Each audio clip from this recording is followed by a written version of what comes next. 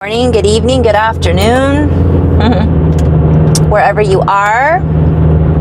It's obviously morning for me. I just wanted to pop on and do a quick video, a little energy update, I guess, and perhaps a little bit of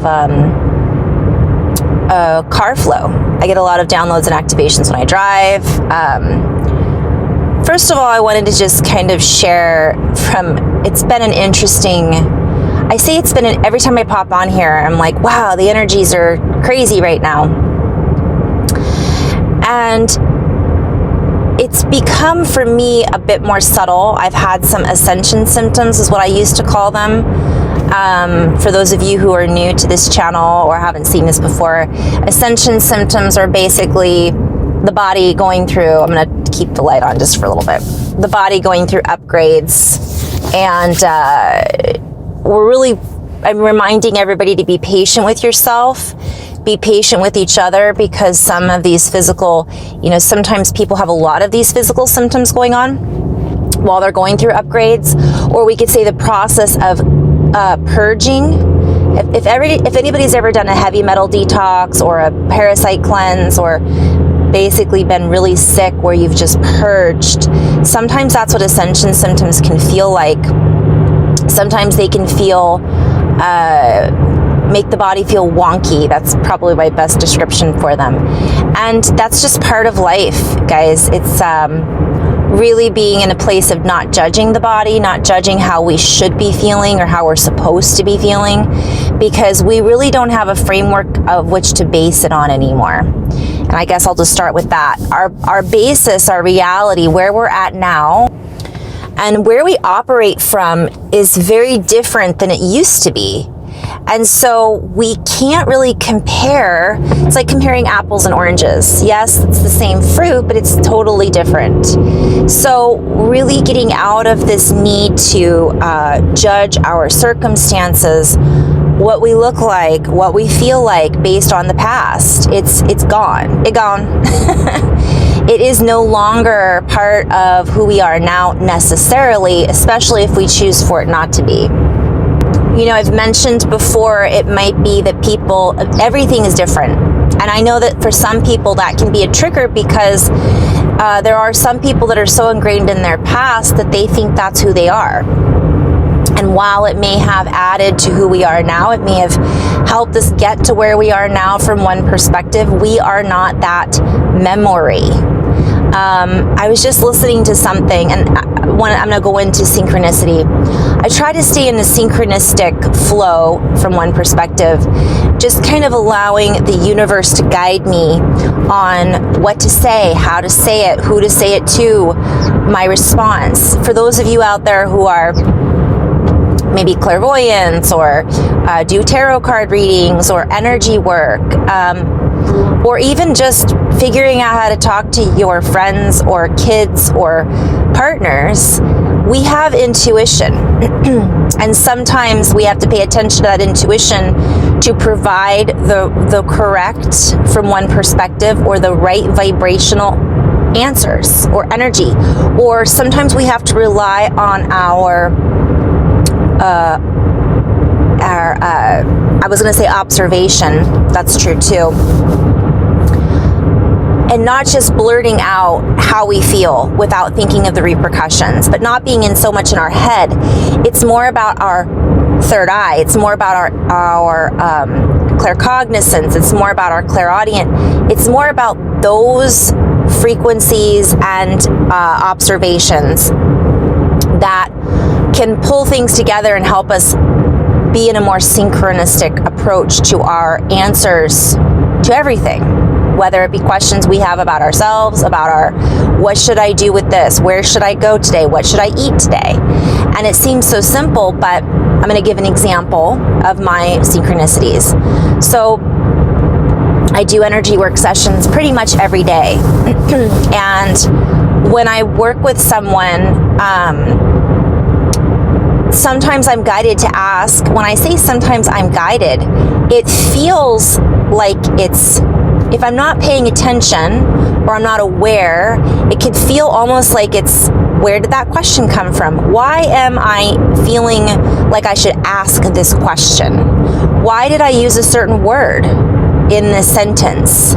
These certain things can come up, and being aware of that is the true magic. Magic, I've done videos before, magic is in the mundane. The things that we don't think are magical are actually magic, because magic is energy. It isn't this woo-woo magical. It actually is us in collaboration with our higher selves, with the universe, and all the spirit that moves through and in all things, as the natives call it, or the indigenous people. My ancestors, right? So your ancestors. However, we skip that a lot. We miss it because we're busy, or we're over-analyzing and overthinking, and our brain becomes our dominating tool, when in actuality it should be coming from all of our being, our heart, our brain, our gut, our thoughts that are not necessarily our thoughts, but are connected to the giant beehive and the mother bee. I mean, we could go into so many different analogies here. So I was talking with someone, and I had mentioned who unfortunately lost a loved one recently, and it's been difficult for her. And that's something else that I'm hoping to do a video, possibly a workshop. It's been brought into my awareness about grief, and so there's a lot that I have that is in the works that I'm noticing are things that people might need coming up in the future. So for anybody out there who is a grief counselor or a counselor, you may be called synchronistically, from one perspective, to dip into a different realm than what you're used to dipping into, because everything is connected. Energy work is not just physical, of course. It has to do with everything. So I had worked with her quite some time ago. I doubt she'll even watch this video, but I'm sure she'll be comfortable if I share this with people. I'm going to be working with her hopefully in the near future on some of these synchronicities, because I've had ahas since speaking with her about why these synchronicities came about. So anyways, I had mentioned, so all of us have different gifts and different abilities. We could all be clairvoyant, psychic, claircognizant, clairaudient if we wanted to be, if we worked on it. Some people just naturally are, and some people are more naturally tuned into those energies because of their blueprint, perhaps because of different lifetimes that they've had working in those, it's different for everyone. Part of what I do is help people to open up those abilities that are already there. They're innate, they're within them. I'm an activator from one perspective. I open that can of worms sometimes. I don't do it. All I am is offering a frequency and vibration in which that particular gift or frequency comes through.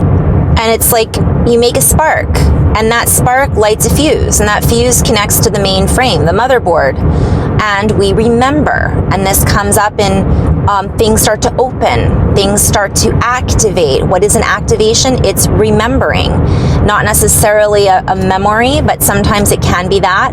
We might be then opening up to more of who we already are. That's all that I see myself doing, and many of us are doing the same thing. We could do this just by having a conversation about something that is expansive with somebody else. We can all activate one another. I have a tendency just to do it on more of the, I guess we could call it etheric, but realms. Okay. So all I mentioned to her was something about, I brought up the word butterfly in a conversation, in a sentence. And the funny thing is we weren't talking about animals or butterflies or power animals. I mean, I could talk about a butterfly probably every day, but it was a very normal conversation, and that word popped into my head. I could say I was guided to say it. Sometimes I feel that I'm guided to say something, like this is coming up that isn't something usual that I would use. So I'm going to say it. And in my mind, I understand that this means it's connected to something else. Does that make sense? That's a synchronicity. It's maybe telepathy. I'm being guided. There we go. Just to remind everybody not to compartmentalize it. It just is what it is. So the word butterfly popped into my head, and it brought her out of the conversation we were in and opened up another avenue. And she had said, that's really interesting that you say butterfly. And she said, butterflies have been big for me in the last, since I lost this person in my life. And so we could say, well, that's the animal that means transformation, right? Butterfly oftentimes represents, for those, it's air. It's moving from one reality into another. I mean, it could be something for her. It could be a message from beyond. And it's different for everyone. Now, ironically, I haven't really been listening to many other, I'm at a stoplight, many other people's videos because I've been so busy. And this morning, so I met with this beautiful woman yesterday. This morning, I happened to have a suggestion come up on my YouTube channel as I was downloading or uploading a video. And by the way, if you haven't checked out the channel on my playlists, I think it's called either community or playlists, I have a lot of videos that I've saved that I just will feel that somebody is going to benefit from these videos. So I save them on a playlist. So I invite you to check that out and share them with others. Save them to your own playlist. I have a sleep playlist. I have a heart playlist. And I haven't updated those necessarily in a while. I will go back in and organize those at some point. But this morning I opened it up, and as I was getting ready, it just happened. I just clicked on it, was listening while I was getting ready, and I hit the fast forward button. I fast forwarded about 15 minutes into it, and it was all about near-death experiences. And it was a doctor, a neuroscientist, I guess. I'll have to save this on a playlist. I'll have to start a new one, but either way, I'll save it maybe to favorites, or I can save it to Awake Science. Maybe I'll save it to Awake Science. I don't know if you watch this, if I've done that yet, but eventually it'll be under Awake Science. So he's taught, and so why was I guided to fast forward into this video?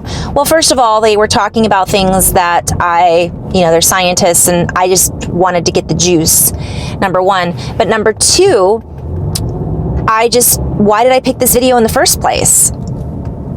I had a bunch of videos that have been recommended. Fast forward into that 15 minutes, he talks about his near-death experience and how he saw butterflies. And he was a speck on the wing of a butterfly. And then he brought up that there were these butterflies all around. And I thought, this is not a coincidence. I could view it as such. I could say, well, that's a cute coincidence that I had this conversation about butterflies with my client and friend, and then I had this synchronicity with butterflies. But truly, that's not how, that would be me really blowing off something as nothing when everything can be something. But we don't have to overanalyze it. So all I did was listen to it, and I thought that is really cool. I forwarded the video to her. Maybe it'll bring her some peace right now. What he saw when he went to the other side as a doctor and a scientist, right? It's not just woo-woo. And maybe it'll explain a little bit about why she's having this huge connection with butterflies right now. And maybe and then I just leave that up to, and who knows where that'll go from there. Maybe then by her choosing to tune into that video, she will get a suggestion pop up on her box that she will then choose and say, oh, this looks interesting, and who knows what rabbit hole that'll take her down. So I'm sharing this because that's how it works. That's how simple and synchronistic it can be.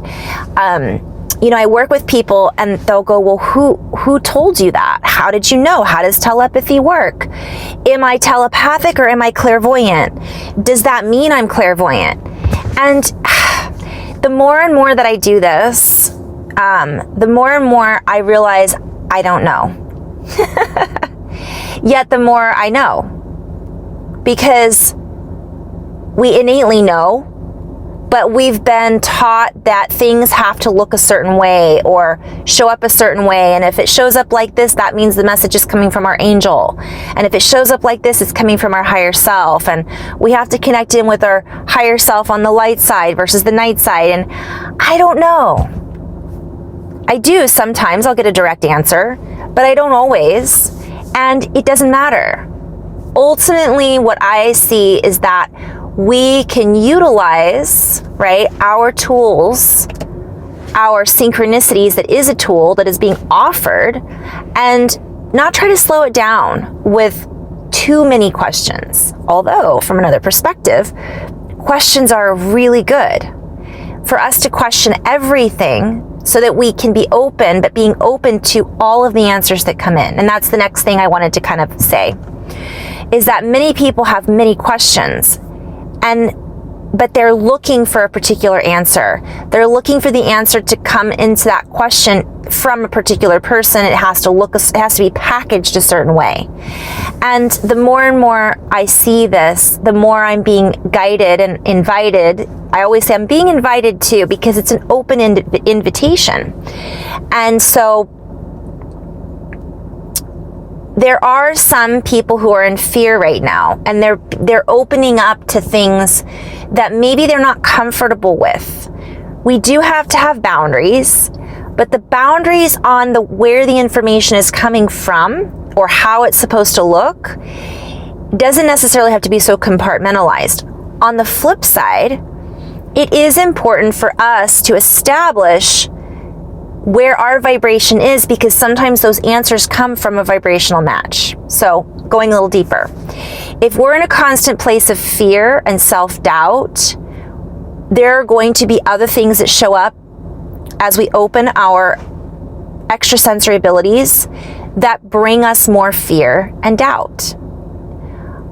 And the biggest synchronicity that I've had, that I've been reminded of in the last month, is do the work, the inner work. Get into the heart, clear our space, clear our field. And that is a polarized approach sometimes, or duality approach, good, bad, light, dark. I don't necessarily want to be getting messages from an entity who hasn't done the work. From one perspective, just because a being is in the astral realm or they're in a higher dimension doesn't mean they're balanced more than I am. But we're opening up these lines of communication, which is really cool. So we just have to set our boundaries from a dualistic approach, saying, I do not allow that which is not the highest levels of love light. I have to do the work, though, to recognize what that looks like and feels like when it isn't in alignment with truth, the source, and frequency, because we're still operating in a reality that has dark and light. I know I kind of went into 5 different tangents there, because this is another subject that's been coming up in session. People have been coming to me saying, I've been having these nightmares. I've been feeling a lot of anxiety, and that'll be another video. But overall, from one perspective, we have to set our boundaries. I only allow that which is the highest levels of love, light, union, and communion. I love Andrew Bartz's revocations. They've helped me tremendously over the years, work through that. And that's it. Nothing else is allowed. I don't need to receive I'm being guided to by guides that are not my guides, or that are not fully 100% do no harm. Right? So there's different ways of looking at it. But from a higher perspective, once we get into that place of love and really just compassion, those energies, frequencies, thoughts, entities, if we want to compartmentalize all of this, don't come into our field. They dissolve. They go away. They're not what we're tuning into. We're very aware of when we're there, but we don't judge that frequency or energy as being bad or good. We just recognize it and say, no, sorry, goodbye. Return to source, go someplace else. You're not allowed in my field. Or better yet, I love you. I love you. I'm sorry. Please forgive me. Thank you. Or even better than that, I am all of that. That is not all that I am. Therefore, I'm only tuning into that, this heart space that I am. There's so many different ways of looking at it, but ultimately we feel this immense love for who we're working with, for who we're talking to, who we're sharing with, the other energies and beings that are all in this existence with us. And we're not coming into a place of fear over what it is that we're experiencing. And if we are, we acknowledge it, we recognize it, we dissolve it, and we love it for what it is, and we appreciate it for what it is. And we move through it. We don't have to continue to hold hands with it and or be at odds with it. It just is. So I just went like poof, I know, into several different layers, but I really wanted to share that with everybody because it's been a common theme, and I like to get on here and share these videos from time to time that are common, I call them common denominators. There's something that can be they can be used for all of us, but they can also divide us. So they can be divided into a higher dividend, a higher perspective. We can then use them to equal out our numerology, our numberology, our higher number of oneness. I could go into flow. I meant to go into flow, but I'm running out of time. So in this particular moment.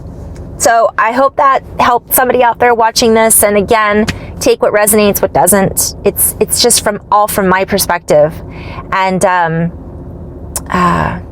yeah, have fun creating, guys. Be patient with one another. Go back to the heart.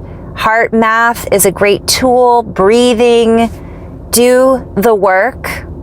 And the more we do that kind of work, the easier the work becomes and the less work it is. So, in love and light, guys. Namaste.